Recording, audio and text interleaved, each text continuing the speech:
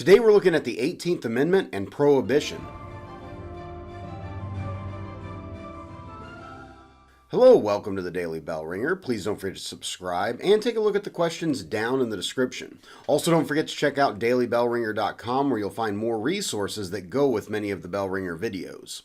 The 18th Amendment officially went into effect on January 16, 1920, making the manufacturing, sale, and delivery of alcohol or liquor illegal in the United States. The amendment was in response to the organized Temperance Movement, which for several years had fought against the consumption of alcohol and blamed alcohol on many of the social problems in the U.S. during the 1800s and early 1900s. The root of this temperance movement went back over 100 years to the early 1800s and was led primarily by religious groups and women who were homemakers that saw alcohol as being the root of evils in society.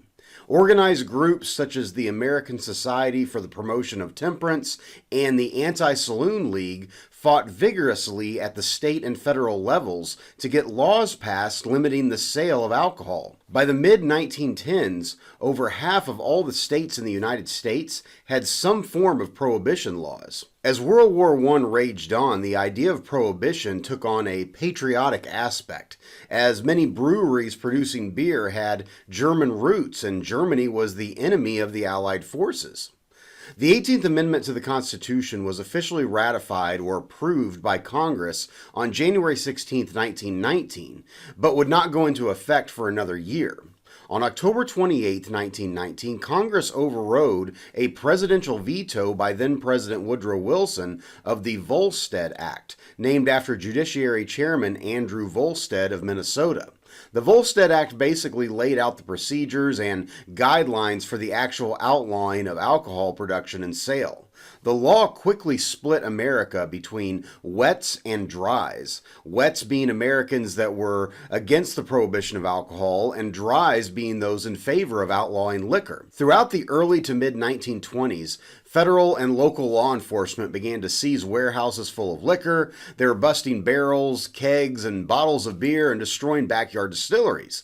But despite these theatric scenes of the law being carried out, it was clear the enforcement of prohibition would be an almost impossible task. For one, law enforcement agencies were not given adequate funding, and agents tasked with enforcing the law were not given proper training. There were simply not enough policemen or federal agents to truly make sure the law was followed. Adding to the problem was the fact that many in law enforcement were corrupt and willing to take bribes to turn the other way when alcohol was discovered.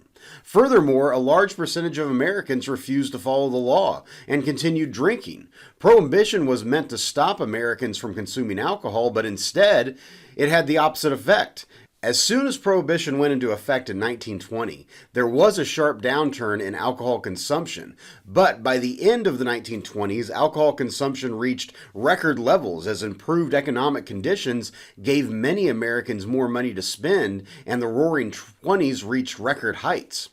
In order to fill this demand for illegal liquor, organized crime grew rapidly. Bootlegging, or producing alcohol illegally, became a very profitable business, as especially in larger cities such as Chicago and New York, speakeasies or clubs to drink illegally in became extremely popular. Organized crime bosses such as Al Capone in Chicago became enormously wealthy. Estimates are that Capone was making as much as $100 million a year and paying out as much as $500,000 a month to law enforcement agencies to allow his illegal liquor empire to grow. Organized crime led to higher crime rates across the United States. After Prohibition went into effect, homicide rates rose by almost 80%. In more rural areas such as Tennessee and Kentucky, moonshiners began to produce alcohol in their own home stills, and interestingly gave birth to early auto racing as illegal bootleggers drove fast cars to outrun law enforcement authorities. As the Great Depression began to set in after the stock market crash of 1929, prohibition became less and less accepted. By 1932, Franklin Roosevelt ran for president with one of his primary issues being the repeal or canceling of the 18th Amendment. Passed by Congress in February of 1933 and then ratified by the states in December of the same year, the 21st Amendment to the Constitution repealed the 18th Amendment. It was the first time in U.S. history that a constitutional amendment had been repealed. On December 5th, 1933, only an hour after the amendment was officially repealed, President Roosevelt issued a public proclamation declaring the end of Prohibition. For 13 years, from 1920 to 1933, Prohibition in the United States had attempted to stop the sale and consumption of alcohol. The policy was a clear and utter failure that resulted in more people drinking and an overall rise in crime in America.